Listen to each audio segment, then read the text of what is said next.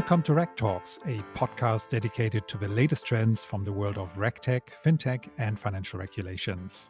My name is Klaus Christensen, and I'm the CEO and co-founder of award-winning RegTech provider Know Your Customer. Today it's my great pleasure to welcome Oonagh van den Berg as my guest. Oonagh is an award-winning compliance officer with over 18 years of experience in a range of fields in financial services.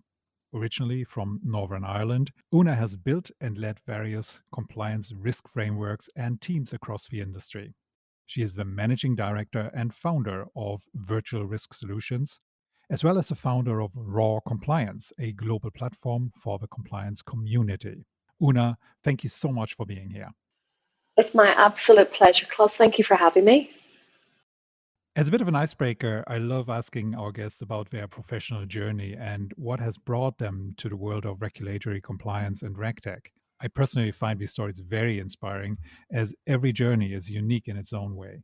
So may I ask you, how would you describe your own journey? And maybe what are some of the key turning points that have brought you to where you are today? Well, first and foremost, I studied law at university, and when I finished my first degree, I really didn't know what I wanted to do. I loved law. I really enjoyed it, but I was like, in the UK, we had solicitor, barrister, and I was like, do I want to be a solicitor or barrister? So I took a gap year to get work experience. I worked with a QC, with a barrister. In Belfast, I worked with the High Court. I worked in a solicitor's office. I worked in a legal search firm. And I just couldn't find my niche. So then I went on to study further and participated at a master's course at the University of Maastricht. During that course, I then got the opportunity to go to the European Central Bank, and they subsequently offered me a stage for 6 months. My job was to advise the Central Bank of Ireland and Bank of England on monetary policy. And here was me, having just left university, thinking I knew everything. And I very quickly realized that I knew nothing about how financial services operated. So whilst I could read regulations incredibly well, and I hope I don't sound pretentious saying it, but it was what I loved to do, I realized that I didn't know products. So I knew I had a love for regulation. I knew that I had a desire to work in the financial sector, but at this point in time, compliance didn't necessarily exist as a job when you come out of university. And we're talking here, I suppose it's about 2004. And even if you look at the likes of Goldman's, their compliance function only started around 1997, 1998. So this was very early on in the development of compliance functions. So I went to JP Morgan. I joined the product development team, learning how to develop product. And whilst I was there, I came across this magical department called compliance. And I hope I don't speak out of turn here. Their head of compliance, he worked through the morning and then he would spend the whole lunch in the pub. And then afterwards we'll come back to work. And I thought, hey, this isn't a bad job.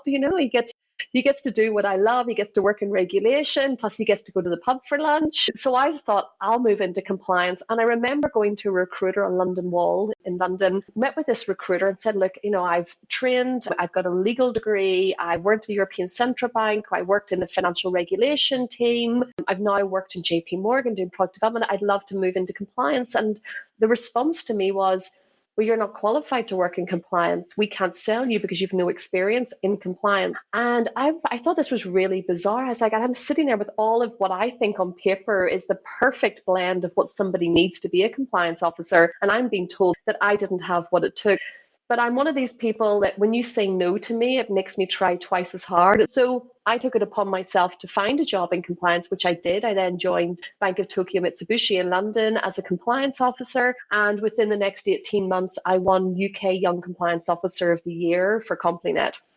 So I was ecstatic about the fact that I got into compliance. I found my dream job, and I also was able to prove somebody that said I couldn't do it wrong. So it was a win-win situation. And then in terms of where I've got to where I have today, I worked, as I mentioned, Bank of Tokyo Mitsubishi. We were doing MiFID implementation at the time when I joined. We were only a team of 7 people. So 2 people in advisory policy and training, which was myself and my manager at the time, Steve Anderson. And over the space of the 18 months, we grew to just over 40 people within the team because we expanded to cover the European operation. So that was incredible. We led MiFID implementation, cross-border implementation of the review analysis of onshore, offshore, and obviously working in advisory with the business.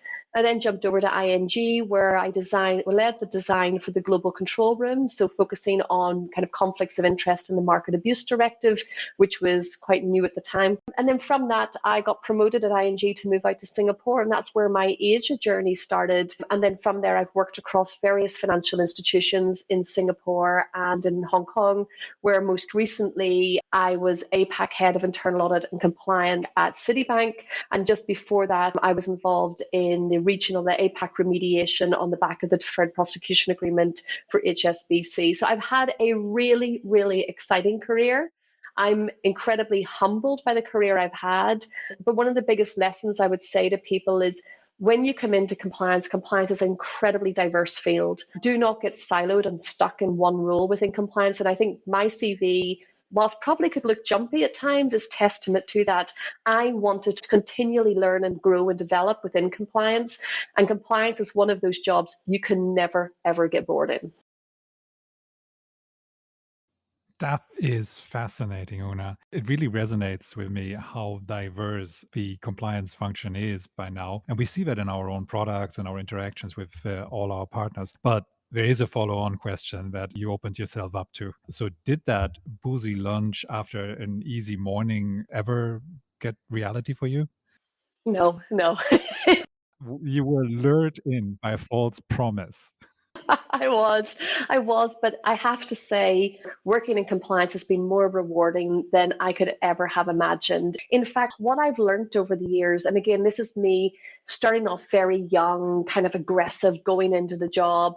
And as I admitted, I learned very early on that technically I needed to be much stronger on the products to really understand the risk in the book, to be able to interpret the regulations. But what I also then very humbly learned over the years, and because I didn't always get it right, was that emotional intelligence is one of the strongest and most key attributes a compliance officer needs to have and needs to demonstrate. And many times your job is to be the best PR machine in your organization, because what you're having to do is bring a very diverse group of people on the same journey as you to understand the importance of the regulatory framework, what that means for our organization, educate them so they can understand how that applies to the risks in their area, so they can support in respect of the control, not just development, but the development of the compliance culture. So early on in my career, I also always believed this was about technical prowess, me being able to demonstrate that I technically was really strong and assert that as well. As I have matured, I've realized that that needs to be coupled with a sense of humility and being able to listen as opposed to talk, and also be able to read and understand other people in the room and help bring them on the journey. Because, as compliance officers, we can very quickly jump from A to Z. We know what needs to be done, but other people in the room are still struggling to get to B. So you need to take a step back sometimes and breathe and put yourself in their positions. If you have 10 people in the room, you could have 10 very diverse individuals. You may need to interpret the same thing in 10 different ways for 10 different people. And I really believe that these skill sets in compliance are underestimated, especially at the start. And one of the biggest things that I would suggest to people getting into compliance is focus as much on your soft skill training as you do on your technical capabilities, because they go hand in hand if you want to be successful. For me, this vibes very much with the RegTalks as we are one, and how to sell the product into, like, the technical product into the financial institutions that use them. You have the exact same challenge there. There's multiple people in the room, different buyers from users, and all these different viewpoints on what you're bringing in and the change it will bring. We see that a lot in the crypto and the fintech space as well. You have people who have developed amazing products but have never worked in financial institutions before, and they don't necessarily understand what the underlying requirements or the need for the regulatory framework is. They've never had to work within these boundaries. What's really interesting in the fintech and the crypto space is you have the best intentioned individuals across the board who want to do the right thing, but they don't know where to start. So you're bringing them on an educational journey as much as you are in respect of getting the controls in place. That's one of the reasons actually why We see a lot of traditional compliance officers moving into the fintech and crypto space, and there's a couple of reasons they struggle. One is that it's because there isn't that knowledge. So you can't just jump in on the technicalities. You have to go right back to basics and be able to explain it in such a basic way. And I don't mean to say that in a way that makes people sound like they wouldn't understand if you're technical. I'm a massive believer you need to start at the foundations if you want to get it right. And you should be able to explain any concept in regulatory or financial crime compliance at its most basic point. But secondly, as well, you're bringing people on a journey that they've never been on before. And you're also trying to develop culture simultaneously. Your job as a compliance officer is an advisory and a monitoring support. It's not to lead and to own the risk. So you really need to slowly educate and develop so people get the comfort to absorb the ownership for the risk as well. But I love it, honestly. To be in compliance at this point in time where we're entering into a brand new suite of financial products, I don't think you're ever going to get another opportunity like this right now. So it's such a wonderful time to be in our profession as well. It's such an exciting time. And it's also a time where the compliance function changes. There's such a misconception out there that compliance function is the group of people that always say no to new products. That's no longer appropriate at all. These are co-creators of new products that fit into the whole compliance universe as well. And if I may say exactly to that point, going back to what happened with me very early in my career, when I identified that I didn't necessarily have the competency on the products, that is the other challenge statement as well for going into the crypto and the fintech space. Do you understand the product? Do you understand the risk in the product? And especially on the crypto side, where we don't necessarily have regulatory frameworks consistently in place across the globe, you're going into a situation where you need to build a GRC, a governance, risk and compliance framework based on the risks that are present in the book without regulatory guidelines around what is expected from you. And this is where understanding the product and understanding the risks in the product are of paramount importance. What I see in particular in the crypto is you're not expected to be an expert per se, but you need to understand what types of risks, and in particular financial crime risks, the crypto products are exposing you to before you can even begin to build the risk framework around it. So it's, again, really exciting time, but as a compliance officer, your skill set expectations are increasing in respect of competency and capability. Well, skill set, that brings us neatly to the topic of education and community. And as many of our listeners already knew, you are also the CEO and founder of Raw Compliance. This is a platform for the global compliance community, and it's been incredible to see how fast the community has grown in the past couple of years. Could you tell us a bit more about its mission and what specific need it is addressing for compliance professionals worldwide? The problem statement was this. I've realized over the years that we, unfortunately, within our industry, suffer from financial exclusion. And what I mean by that, not for example in a traditional banking sense, is rather that our industry qualifications are becoming increasingly expensive to the extent that in some instances the qualifications are more than some families make in a week, never mind a month. And that is absolutely fundamentally wrong. We need people from all walks of life with all capabilities and skill sets coming into the compliance ecosystem to help support us to develop our understanding of risk and also our controls. Because we have seen over the years multiple enforcement actions, and the remediation work is just doing the same thing again and expecting a different result. So my biggest problem statement was, like, why are compliance qualifications so expensive? And some of the qualifications in the market, they don't equip the individuals to be able to hit the ground running and to do the job. They're very much, what is Ergmond? What is FATF? I don't mean to be rude, but when you walk into a day-to-day role in compliance, that's not your number one. That's not your number one need to know. What you do need to understand is, what does this mean for me? What do I need to do? So having spoken with a number of senior people in the industry, we realized that there was a massive gap for free training in the market just globally to support compliance. And that is where Raw Compliance came from, to develop a platform where we could rely on experts and senior compliance figures from across the industry, help educate people without a price tag. And initially, this was funded from my own pocket. It was such a desire to pay it forward. Luckily, now we're beginning to get some sponsorship through, and every penny we get is invested back into developing our training platform and the tech that we use to support it. So I'm proud to say, in the past, just over a year, we've trained over 7,000 people globally. It has been extraordinary, but this wouldn't have been possible if it wasn't for the support and the time of senior industry professionals who've given up their time to do this for free. We are so privileged, but we couldn't do this without the support of everybody else in our industry. And I'm really, really proud of what we've achieved, but I'm also conscious of the fact that this is the tip of the iceberg and there's so much more we can do.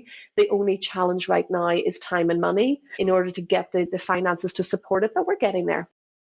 That sounds fantastic, Oonagh, and it actually made me immediately want to contribute ourselves as well. All right, let's talk a bit more about the crypto part. According to Bloomberg, venture capital funds poured a record $30 billion into crypto investments in 2021. Really shows a shift in crypto investing from the fringes to the mainstream of the financial industry. Of course, this growth has also far reaching implications for compliance requirements, and you already noted what are the key challenges related to crypto compliance and how can the industry solve them effectively.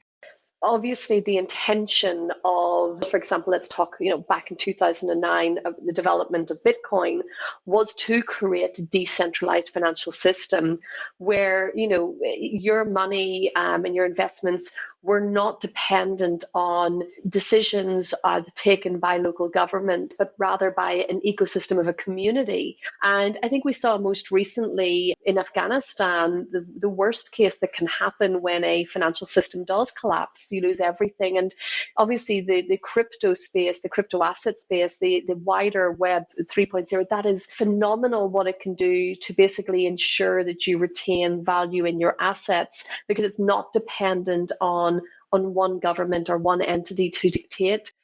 The growth as well on the back of the pandemic has been exceptional. For example, this is a 2020 stat, but we saw around a 68% increase in Nigeria alone on investment in crypto assets on the back of the pandemic commencing. And what has been really phenomenal is the pandemic has pushed not just crypto assets, but digital finance to the forefront.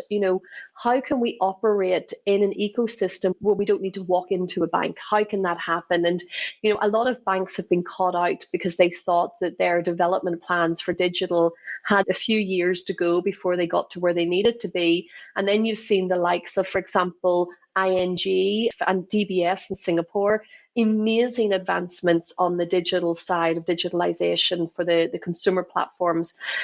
The challenge in compliance is in the traditional bank, whilst we've seen digitalization on the front end in the first line, we haven't necessarily seen it in the back of the room where everything happens. So the customer is seeing a new, exciting digital experience. But in the compliance side, we're still stuck with the same old manual processes, which again, the pandemic brought to the forefront.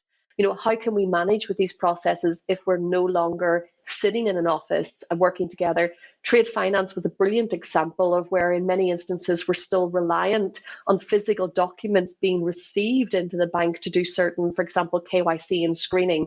That's not sustainable. And in Singapore, we've seen amazing initiatives to develop some blockchain technology around that. And that was back in 2019, early 2020, that was happening. The challenge, however, is global adoption. With digitalization, also the change in way consumers act and behave, and also the move towards crypto, we need to rethink what the skill sets are that are necessary for compliance officers. Traditionally, they were lawyers, they were accountants. What we need now is to see much more investigative capabilities coming through. And we've seen that a lot of organizations have hired people with both police and intelligence backgrounds. We need much more data analytic and harvesting capabilities. But most importantly, we need much more automation to happen. And KYC is a great example of this. Our job is to protect the consumer. It's also as well to make sure our clients have the best experience. And in the digital world where things can happen at the push of a button, the next generation are expecting that. They're expecting to be able to do everything instantly and digitally. The challenges I see at the moment are the compliance side.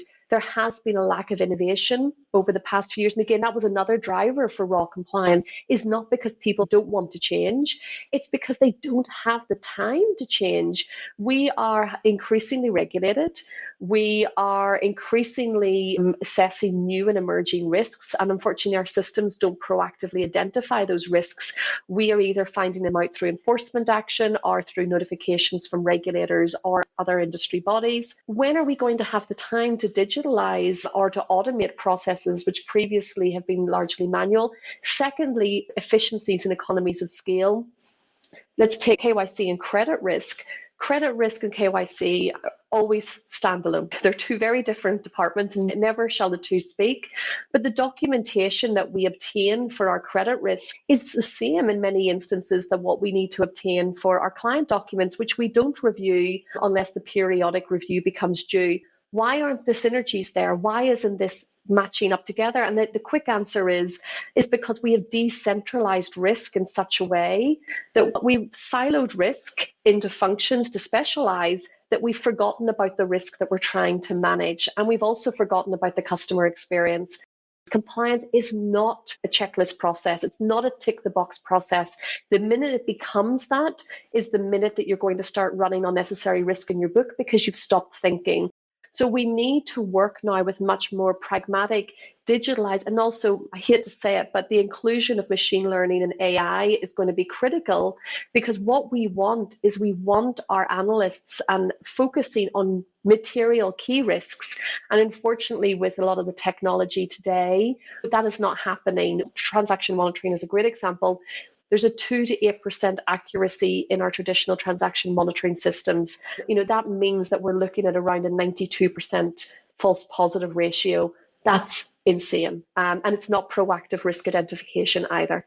Sorry, that was a very long answer to a short question. Thank you so much, Oonagh. These have been amazing answers to our questions. So thanks for all that. I do have one more, though. It's our last question that I ask all my guests. So if tomorrow you woke up and somehow you had become the global financial regulator with all the power, what would be the first thing that you would do, and of course, why? That's a very good question.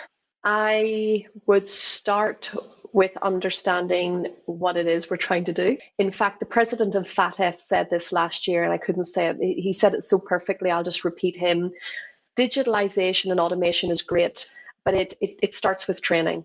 So I would start with training. I would start with education. Once people around you understand and have awareness on the risks, they can help support you in the development of the controls and the regulatory framework to govern that. What I don't want to do is walk into a room where I'm the only person in the room that understands what we're talking about.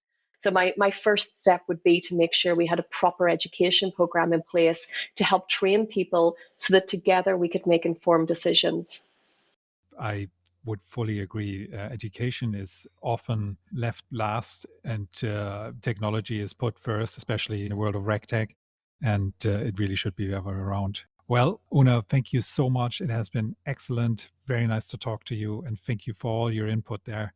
Thank you so much for having me, Klaus. I really appreciate everything that's gone into organizing today.